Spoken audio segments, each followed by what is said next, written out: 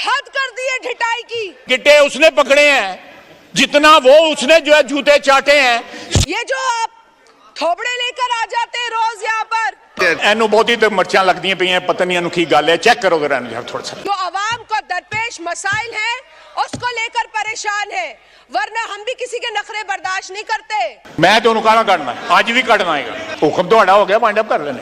आप लोगों की तरह हम खुद गर्ज नहीं है, हम नहीं है खुद गर्ज, और हम साबित कर रहे हैं। क्या मेरी यहाँ पुरानी सुन लो, वो मेरे वालिद साहब ने सुनाओ वाली बातें, ये ना करूं तो और कौन सी करूं, और तेरा खत्म पड़ा मैं।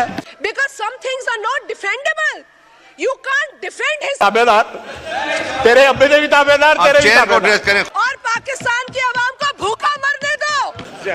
अब मैं तेन जानना हैगा। बैठो और सुनो मेरी बस करो, बस करो। अस्सलाम वालेकुम नाज़रीन इकराम, शाजिया मरी ने ख्वाजा आसिफ को असम्बली के फ्लोर पर दो के रख दिया। ख्वाजा आसिफ असम्बली में आंख तक न उठा सका। इससे पहले भी इस तरह होता रहा है कि अपने ये तादी हुकूमत पर फट पड़े, लेकिन आज की ये तकरीर जो है शाजिया मरी की हुकूमत के लिए मेरे ख्याल से ख़तरे की घंटी से कम नहीं है, चूँकि हुकूमत ये चाहती है कि हम हुकूमत के मज़े भी लूटें और कोई हम पर तनकीद भी ना करे, तो ये दोहराई तो काम नहीं हो सकता। आप यहाँ पे जमघटा बना के खड़े हो गए थे। आप लोग कहते हैं हमने कानून साजी कल की है। अरे भाई, कल करारदाद आई है फलस्तीन पर परसों, या कानून साजी आप कैसे कर सकते हैं? आप लोगों को तो ये भी नहीं पता कि आप लेजिस्लेशन कर रहे हैं या करारदाद पेश कर रहे हैं, और करारदाद के ऊपर भी आपको पेट में दर्द होने लगता है, आपको तकलीफ होने लगती है। मुझे आपकी तकलीफ पता है। इस मुल्क को गुर्बत से निजात चाहिए, इस मुल्क की माओ को अपने बच्चों का मुस्तकबिल बेहतर करना है। वहाँ आप यूनिवर्सिटीज का फंड कम कर रहे हैं, आप वहाँ यूनिवर्सिटीज के फंड को काट रहे हैं, और आज जो आप पाकिस्तान के साथ कर रहे हैं, ये जो आपने नया तरीका, ये जो आपने ये ट्रोल का तरीका लगाया हुआ है, ना किसी की पगड़ी छोड़ी, ना किसी का दुपट्टा छोड़ा, ना किसी की चादर छोड़ी। आप लोग समझते हैं हम बर्दाश्त करेंगे, अब हम बर्दाश्त नहीं करेंगे। ये मुल्क मुतहम्मिल नहीं है तकसीम का, ये मुल्क मुतहम्मिल नहीं है नफरत का। बहुत बड़े हमारे मसाइल, मेरी औलाद मुझसे पूछती है मेरी बस करो, बस करो। ये मैं खातून हूँ, एहतराम करो, बैठो। बड़े खवातीन का एहतराम सिखा रहे थे, बैठो और सुनो, और सुनो, अब सुनो, अब सुनो। इस मुल्क को क्या चाहिए?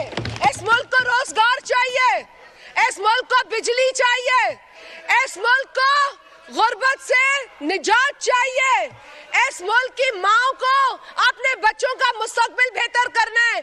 उसको हर चीज दे दो और पाकिस्तान की आवाम को भूखा मरने दो। उसको सब कुछ दे दो और पाकिस्तान की आवाम को भूखा मारो। आपने हद कर दी है ढिठाई की।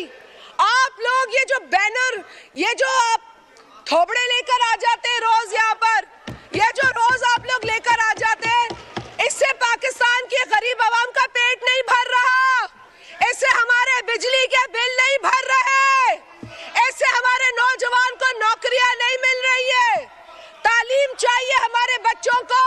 हमारे बच्चे हमसे पूछते हैं कि आप रोजगार पे बात क्यों नहीं करते? ये एक ही आदमी के पीछे पूरा पाकिस्तान क्यों ख्वार करते ये लोग? आप लोगों को एहसास होना चाहिए। आज कश्मीर पे बात हो रही थी, आप यहाँ पे जमघटा बना के खड़े हो गए थे।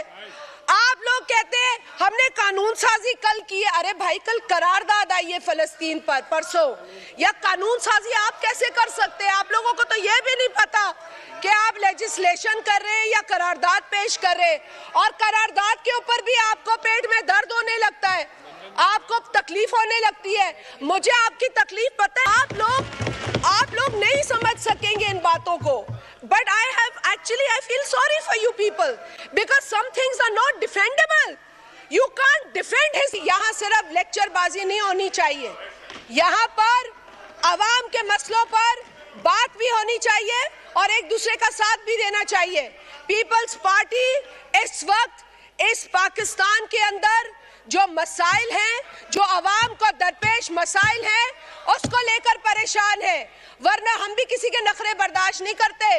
हम सिर्फ पाकिस्तान की सालमियत, पाकिस्तान में इस्तेहकाम, पाकिस्तान में अमन के हामी हैं और हम हर कीमत अदा करेंगे पाकिस्तान के अंदर स्टेबिलिटी को कायम रखने के लिए। हम आप लोगों की तरह हम खुद गर्ज नहीं है, हम नहीं है खुद गर्ज, और हम साबित कर रहे हैं, करते रहेंगे। लेकिन आप लोगों को भी होश के नाखून लेने चाहिए, आप लोगों को भी पाकिस्तान का सोचना चाहिए। या मेरी यहाँ पुरानी ही सुन लो, वो पुरानी सुन, तेरे वाले साहब ने सुनावा। तो जनाब डेप्टी स्पीकर,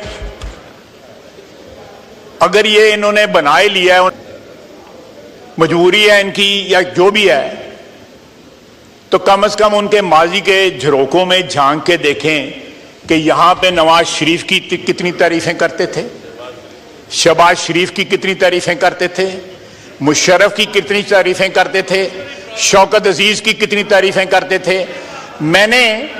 मैंने तारिक फजल साहब बैठे हुए थे, मैंने इनको कहा था यहां पोस्टर लगाओ मुख्तलिफ इलेक्शनों में जिन टिकटों के ऊपर इन्होंने इलेक्शन लड़ा हुआ।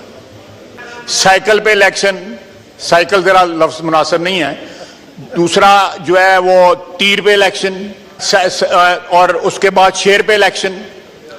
सर ये पूरी कतार जो है आगे पीछे सारी, मैं सबको जानता हूं, इनके बुजुर्गों को जानता हूं। इन्होंने अपनी तकरीर में अपने वालिद साहब मोहतरम का ऑर्डर इन द हाउस, अपने वालिद साहब मोहतरम का जो है रेफरेंस दिया कि वो स्पीकर थे यहाँ पे। जनाबे डेप्टी स्पीकर, वो यहाँ पे PMLN के स्पीकर थे, उनको स्पीकर जो है मियां नवाज शरीफ ने बनाया हुआ था, मियां नवाज शरीफ ने उनको स्पीकर बनाया। वो यहाँ पे लीडर ऑफ अपोजिशन थे, वो भी मियां नवाज शरीफ ने उनको बनाया। जनाबे स्पीकर, इस मुल्क की तारीख में वन मैन वन वोट जो है उसका हक पाकिस्तान की आवाम से। नादरीन कराम, आपने वीडियो देखी। पाकिस्तान पीपल्स पार्टी की शाजिया मरी हुकूमत पर ही चढ़ दौड़ी। ख्वाजा आसिफ वहां पर आंख उठाने के काबिल न रहा। असम्बली के अंदर शाजिया मरी ने कहा कि यह हुकूमत हमारी वजह से कायम है, इस हुकूमत को बनाने के लिए हम लोगों ने वोट दिए हैं। आज ऐवान मुकम्मल नहीं होता, कोई यहाँ आने की जरूरत नहीं करता, ना ही मुल्क में इंटरनेट चल रहे।